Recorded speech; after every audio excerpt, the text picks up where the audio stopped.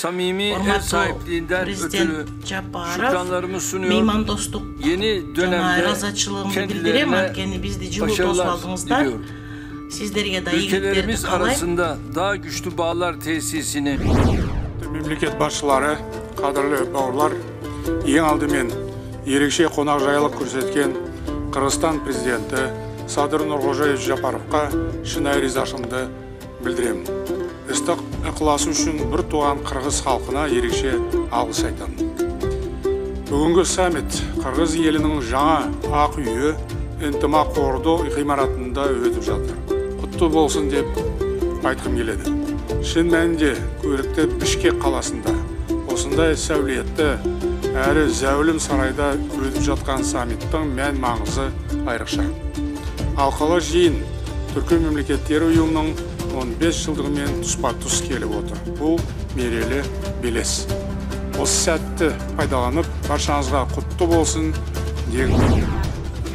Бардық Биринчиден мен Кыргыз Республикасы президенти Садыр Нуркожоевич Жапаровго ушул салттуу меймандостук үчүн жана саммитти эң жогору деңгээлде өткөрүп жаткандыгыңыз үчүн сизге чоң ыраазычылыкты билдирем.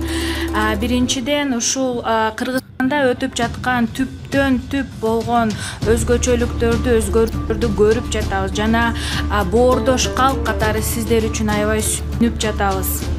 Мамлекетте саясий өзгөрүүлөр жана инфраструктуралык объектилер курулуп, элдик авторитеттер жана мамлекеттик статусу жогорулап жатканына чексиз кубанычтабыз.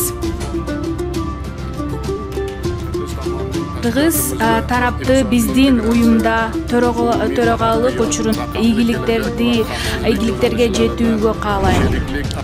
Hurmatlı Prezident, hurmatlı Premier Ministerler, kollegalar, mindenekelőtt engedjék meg, hogy köszönetet mondjak a meghívásért, men razıçılığımı bildirem, vendégszeretetért Zsaparov elnök úrnak.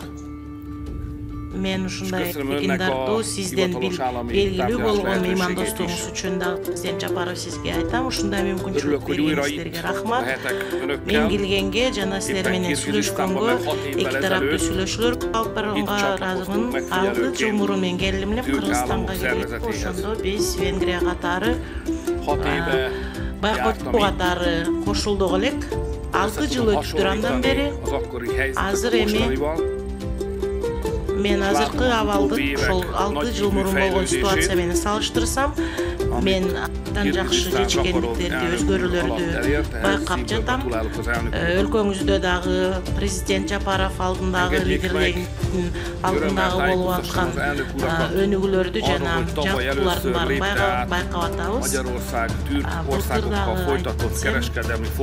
Биз жолукканда мен ошондон бери соода саттык өлчөмү $5 milyar çıktı деп айтып кетет.